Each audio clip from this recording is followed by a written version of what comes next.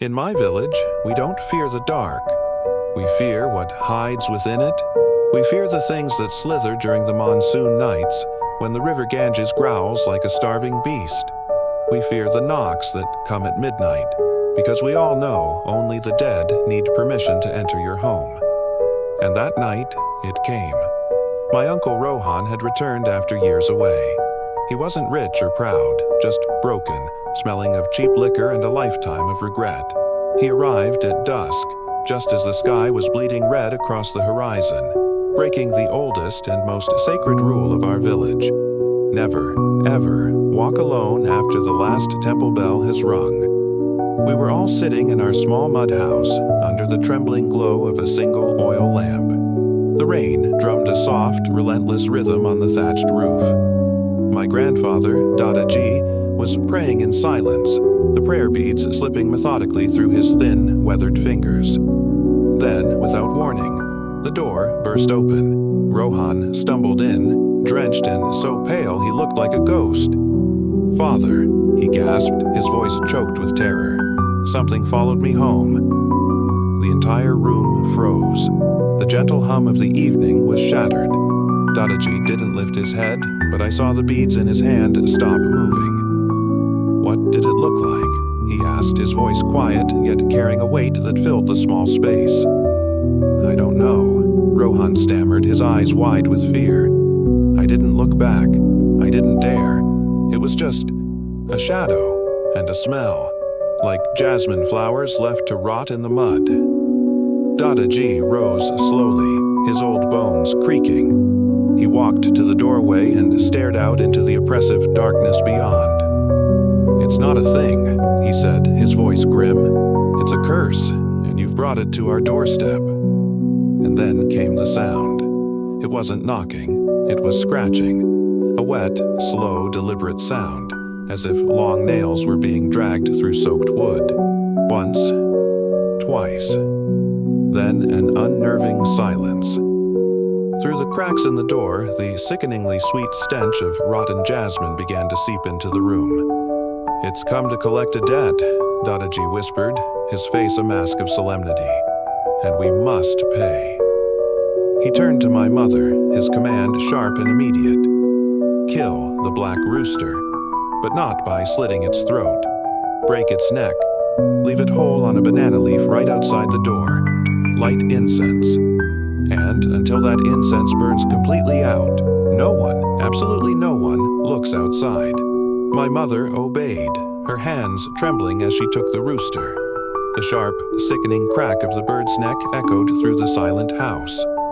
Rohan collapsed in a corner, muttering frantic, desperate prayers. And I, just a boy of 7, hid my face in my mother's arms while Dadaji stood motionless by the door, chanting in a language I had never heard before, ancient and guttural. Outside, the scratching stopped.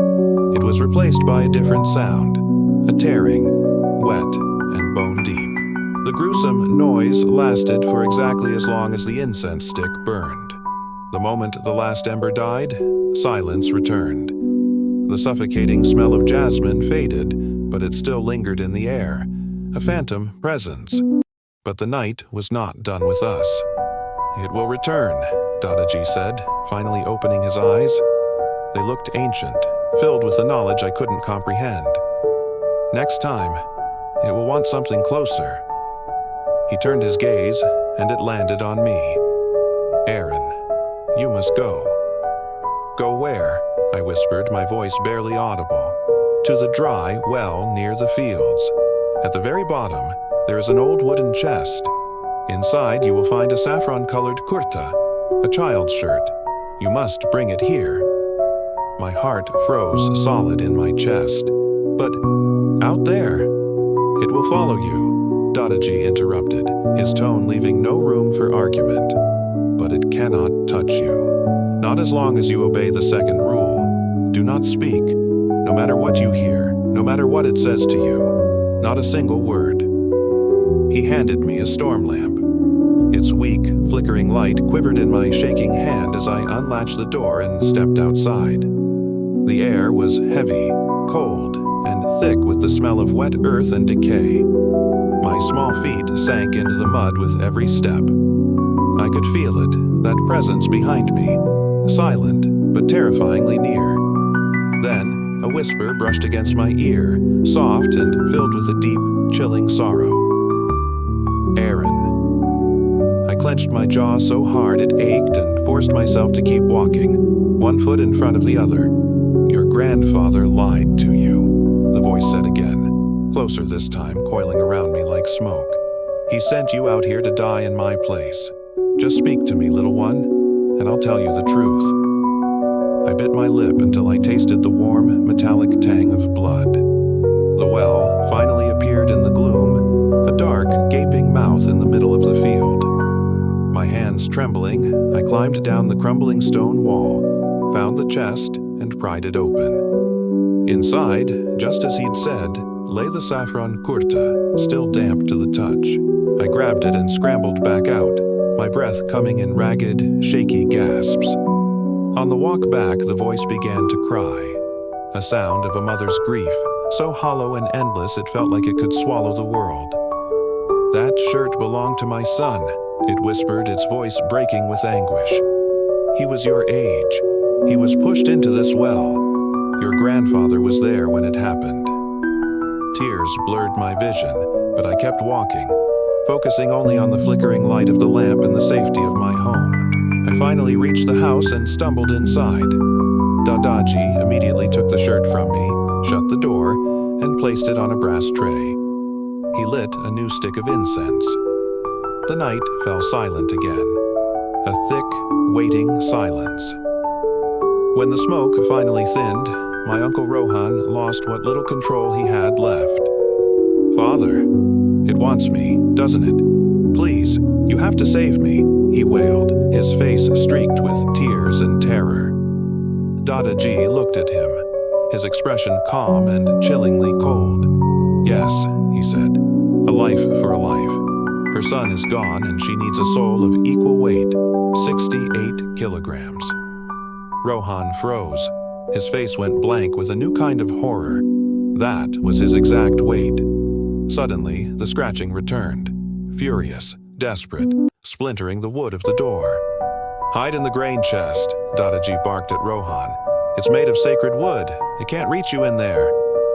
Panicking, Rohan scrambled to obey. He climbed into the large chest. Dadaji placed the saffron kurta on top of the lid, then slammed it shut and locked it. Instantly, the scratching stopped. He turned to face us. In the flickering light of the lamp, his face looked as if it were carved from stone. It never said it wanted someone who weighed 68 kilograms, he said softly, his voice barely a whisper. It said it wanted the son of the man who killed her son. My mother gasped, a strangled, horrified sound. I felt my chest turn to a block of ice. Years ago, Dadaji continued, his eyes distant. When Rohan and I were just young men, there was a fight. A boy fell into the well. His mother, overcome with grief, hanged herself, and her tormented spirit became a Pishacha, a demon, forever waiting for its revenge. He glanced toward the locked grain chest. It doesn't want Rohan. It wants my son, your father, Arun, but he's long gone, so it will take what's closest. He turned his cold, hard gaze back to me. It wants you. I couldn't move. I couldn't breathe. The terrible truth felt heavier than the night itself.